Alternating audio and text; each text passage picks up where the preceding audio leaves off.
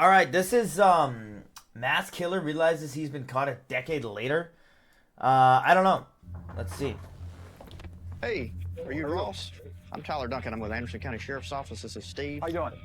This is Ross Velarde. For the last 8 years, he and his wife Amy have been living with a terrifying. Come on, bro. We're gonna be for real and say that and that is the thing, and we're not gonna act like that's weird.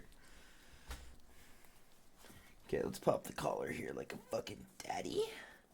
Get daddy, pop the collar, daddy. Secret that these detectives are about to expose. I got assigned the case about the homicide that happened in Pendleton in 2015. We'd like to talk to you.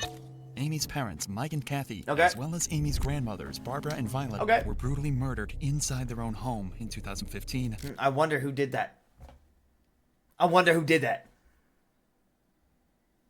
Like the fuck? Obviously it's the son. Leaving police with the grueling task of like the solving fuck? a quadruple Are we homicide. stupid? As family members, we want answers. But unbeknownst to everyone, Ross and Amy were the killers all along. We're not here because we think you did it or you might have did it. We know you did it. It's piling up, Ross. You don't want to roll the dice on this, I'm telling you. Bro, is it really like... I understand if you're like 12 and you kill your family. I get it.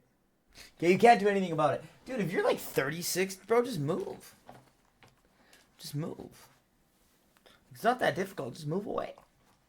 Just move away. Move to the next town over. You never gotta see them hoes again. Like the fuck? On November 1st, 2015, Mike and Kathy Scott, alongside their mothers, Barbara and Violet, were found brutally murdered in their trailer home. Everyone was found with similar injuries, a slashed throat and a gunshot wound to the head made after they died. They were also found with knife wounds on their hands, indicating that each victim had tried to fight back before being killed. There were even bloody handprints on the doors and walls, showing that someone had even tried to escape after they'd been stabbed. The terrifying scene inside the trailer home that scares me was so much, completely getting unnoticed stabbed. for the entire day. I'd rather get butt fucked by a black dude than stabbed. Until, according to Amy, she went to check up on her parents and found them lying dead inside their home. And at around 12:30 that day, Amy decided to call 911. 911 was location of emergency. Oh my God, I need somebody out here. What's going on? Oh God. There's four people. In my mama's house. Who are these people that are in the house? It's my mom and my grandma and my granny and my stepdad. When Anderson County Police arrived on the scene, they said it was one of the bloodiest scenes they'd That ever does been sound to. very believable. But something was off. Sounds very Detectives believable. noted no signs of forced entry and thought it couldn't have been a robbery as there were multiple valuable items left in plain sight inside the home. This made two things clear to detectives. Whoever was responsible was allowed inside the home before the acts, and that they only had one thing on their mind: murder. So that's a kid. Like, it's not hard. Seemed like this case had to have been committed by someone close to Mike and Kathy, but with insufficient evidence, the case slowly went cold, allowing Amy and Ross to get back on the streets and live their normal lives again for years to come. Okay.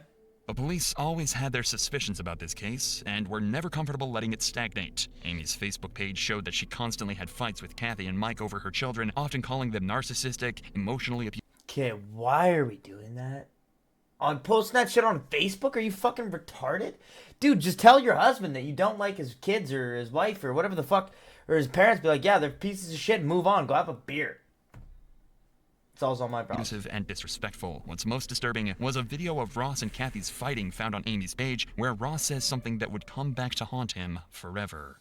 Why don't you have Grandma come out here real quick? I don't think your grandma wants to deal with this trash. Yeah, I showed you. Stop. Yep. Yeah. Oh, In addition to this eerie statement from Ross, police found something that seems damning. Yep, see, They I hope discovered you a die. photo We're gonna post that shit.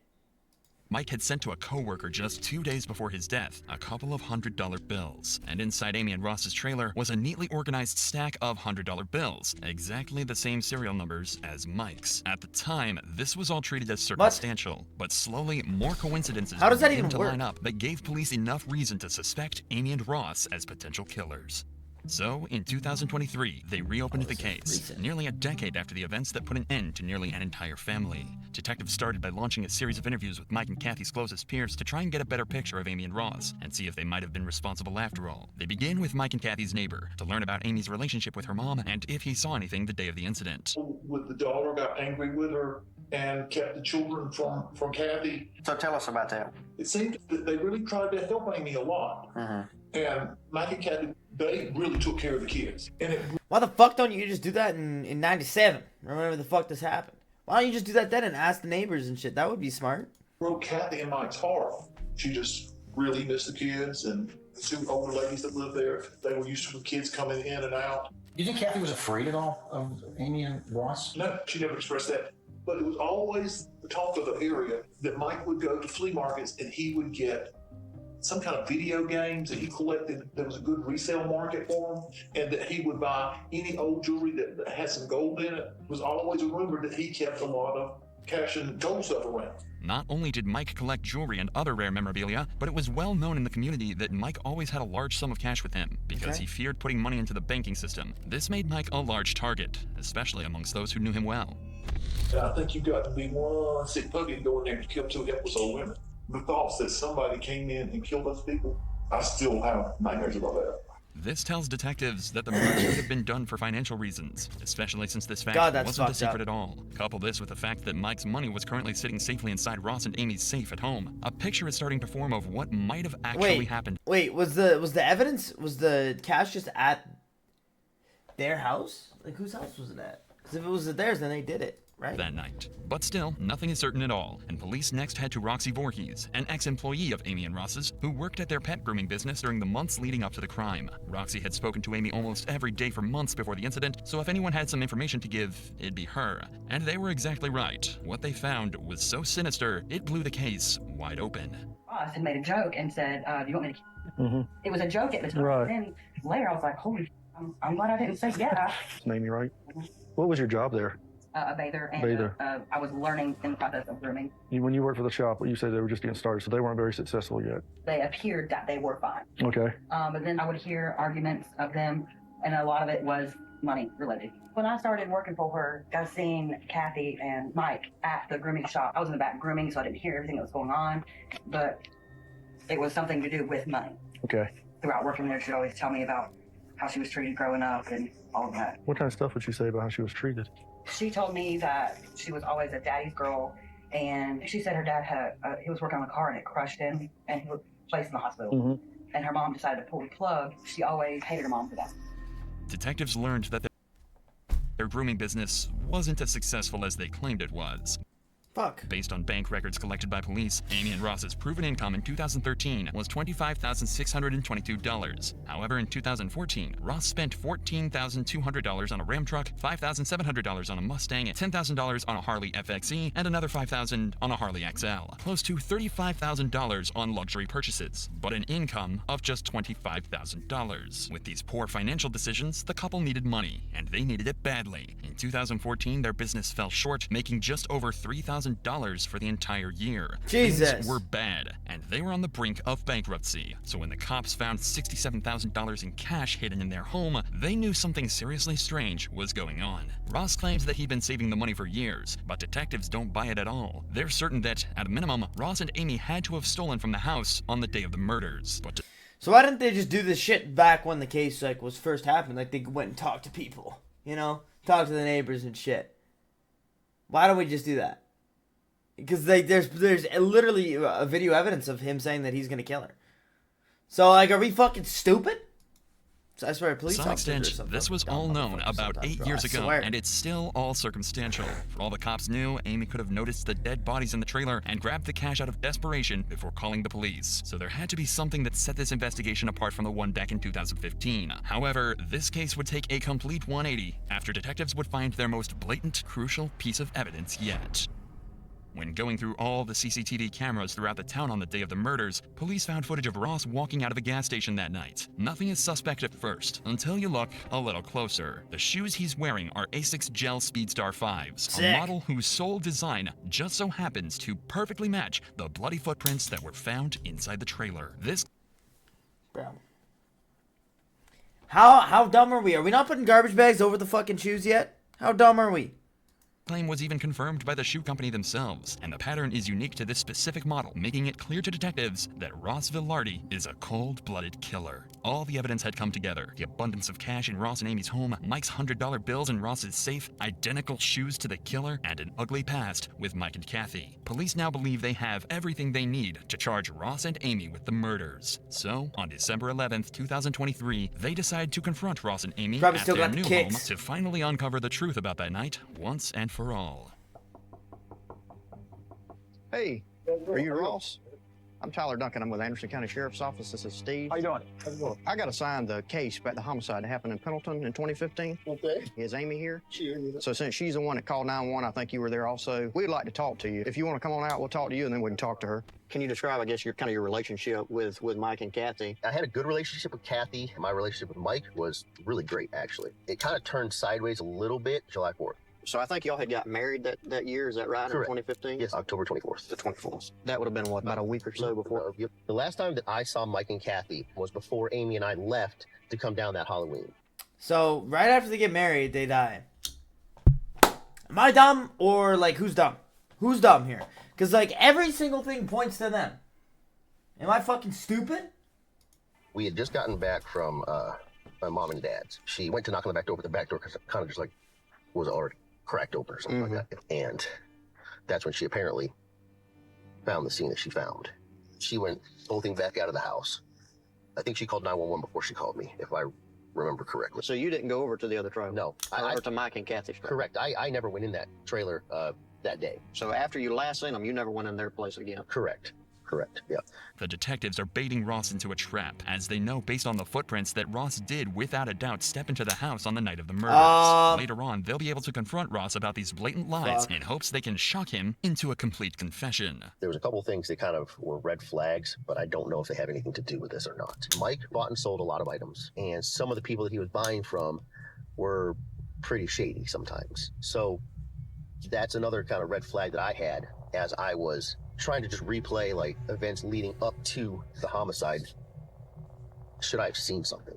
You're just starting out with this. If you were us, what would you do? What do you think happened there, Ross? He's the first gentleman that's asked me that. TV shows that I watch always say, follow the money. And you find out where the real motives are. Ross is unknowingly digging himself into an even deeper hole. When the money is traced, it leads right back to his and Amy's pockets. What a fucking idiot, dude. How fucking stupid are you? Yeah, so I stole all the money from their house, and then I'm gonna tell them where to follow the money. The money's at your house. Can do. The police aren't telling him that he's their main suspect, so all he can do is keep on lying, devastatingly unaware that they've already unraveled his entire scheme. They destroyed our business. From January to when this happened, I made just shy of $100,000 with our mobile grooming business. As soon as this happened, with all the media coverage, all of that went away because of this. And you said you had a large amount of money in your single wide. Is that where the money came from? The money that was in our single wide in my safe, about $80,000, that was literally the life savings between Amy and myself. The detectives know Ross is lying through his teeth, but for the sake of having a civil conversation with Amy, they'll hold off on confronting and accusing Ross until after their talk with Amy. Just shovel the bullshit out of that front seat right now so Amy can get in. He's the victim, you know. Oh, I got that very quickly. But follow the money. Follow the money. You could tell that he's... Yeah, I saw him. And every time he's talking, he can't look at you in the face. I know. You got a tiger by the tail here, though, buddy. Don't think you don't. This is a career case, let me tell you. Your grandmother, and then obviously Mr. Scott and his mom. What do you remember? What can you help us with? Where should we look? Yeah, me and my therapist talk about that a lot. Obviously, you got to know finding people doesn't really leave you in the right state of mind. Can do things to you. Yes, ma'am. And then everything that ensued. I mean, honestly, I can barely remember the funerals. Ross, tell us a little bit about like the relationship between, like, I guess y'all and the family. So did she do anything? Something happened? Like, what did she do? We got into it around 4th of July or something with Mike, but he wasn't a nice person at all. Because I told my mom, look, I don't like it. My kids can't come over there until we straighten some stuff out. So at the time of the murders, you and your mom were back talking, everything was kind of getting patched up? Me and my mother was not a horrible person. She was prickly. She always hated her mom. So can you tell us a little bit about that weekend when were you gone, when you got home and you found the bodies, or what happened? She buried his mom, my mother-in-law, to do Halloween. We went down there, we spent the weekend. What day did y'all leave to go down? Friday night? Friday night. I drove myself Holy fuck. quite crazy for about Yeah, a couple of years. fair enough though. You know, that would honestly be so hard. That's probably a way to get so many confessions, is just because, like, you know, you come back and talk to them like 2 years later and their stories aren't straight anymore. So they like kind of lean towards like what actually happened, or like, you know, completely like the wrong thing. I feel like that actually wouldn't be a bad idea at all. Because yeah, like back in the day they'd have their story straight out. It's like, fuck, And, this hasn't been on my mind for 10 I've years. chosen to step away, and I've got to be healthy, and I've got kids, and I've got a life to live, and if somebody else dropped the ball on it, it's not on me anymore. Okay. Well, if we just ask Ross a couple more things, and we'll be out here. Now that Amy has been spoken to as well, detectives are ready to drop the ball on Ross and let him know that they don't suspect him of the murders. They know he did it. A couple more things, and we're going to get out of here, okay? There was something that had come up. Do you remember owning a red pair of shoes? Red pair of shoes? ASIC Speedstar shoes. Don't recall. These ASIC Speedstar shoes. Yeah, okay, I remember those shoes. What happened to the shoes? That's a good question, because I have no idea. This is from crime scene photos, and these are confirmed to be ASIC Speedstar shoes. Okay. Inside, and they have blood droplets on them. And interestingly enough, you're at the Quick Trip wearing those shoes the night of the murders. Okay. In their defense, how the fuck can you tell? How the fuck? I can't tell. Those look like So if you never went in the house, I'm just interested to know how they ended up in the house. I have no idea how those shoes would have had any kind of blood on them. I mean, obviously, I was wearing them at a Quick Trip on the 31st. Well, and they never found the clothes either that you were wearing. That hoodie? Mm-hmm. I think here. If y'all left on Halloween afternoon, but you're on video there, the timeline doesn't add up. The fact that your shoes are inside of the house in blood, that's a big problem. Again, I don't know where the shoes are at the moment, and I don't remember whatever happened to those particular shoes. If something were to have happened that I had done, it would be stupid for me to wear them into the house and then wear them after that, right? Well, that's what I'm saying. They were never found. So it's almost like you got rid of them. I highly doubt I got rid of them then, but, I mean... Here's the bottom line, okay? Mm-hmm. So we know what happened, and we're about to prove it. Okay. So the opportunity for you is now. If you want to look out for yourself, is to really just... This guy looks like such a fucking loser, though. Like, I know he's like a cop, big daddy cop. And his daddy cop walk, cop cutie. But, yeah. Tell us what happened. If this was something that Amy put you up to doing, because obviously you have the skill set to go in here and do this, and y'all did benefit from the murders, okay, because you got a lot of money. We've been through your financials, okay? We didn't get a lot of money from this. Y'all were struggling all up until the murders. The money found in your safe, there's money photos from Mike's computer that match the same serial numbers as the money that was found in the safe. That's fucking So it's not crazy. savings. That's money that was found inside of Mike and Kathy's house that Mike was saving, and y'all took it after you killed him. Okay? Absolutely. And I'm telling you right now, we're going to prove it. If you think she's not going to crack on you when we do, then you're mistaken. We're not here because we think you did it or you might have did it. We know you did it. Okay, we're just here as a courtesy. I'm just telling you, Ross, financially at the time, things were really bad. We got text messages between you and Amy saying you don't have the money a few weeks before. And you said it the best. Follow the money. We did that. And we're right into your single. Fuck, that it's sucks. piling up, Ross. Fuck, don't that want to roll sucks. the dice on this, I'm telling you. It's not going to come up pretty. If, for instance, Amy and I decided to, or if I decided to take a deal, right, mine is going to be better than Amy's because I came to the trough first, right? Right. So prison time, no matter what. Amy, prison time, no matter what. My 3 kids in here, they grew up without a father and a mother. Granted, my mother would be more than willing to take them. I understand that. We're not the ones who put you on this predicament. Now you're going to have to deal with the consequences. 10, 20 years in prison. That's best case minimum scenario, I would imagine, right? It's better than the rest of your life or death, isn't it? I mean, it might as well be one of those two. By the time I get out, my kids aren't going to know who the f- I am. I mean, the other option is I probably need to talk to a lawyer at this juncture here. All right, Ross. You're free to I go. respect that. Okay. All right? Yep. 4 days after these interviews, Amy and Ross were arrested in Pendleton, South Carolina, and were charged with the 4 brutal murders of Kathy Scott, Fuck, Mike that Scott, sucks. Barbara Scott, and Sucks for them, bro. Just don't slice up your parents. Kids, if you're watching, don't slice up your parents. But do subscribe, because that is way better than slicing up your parents.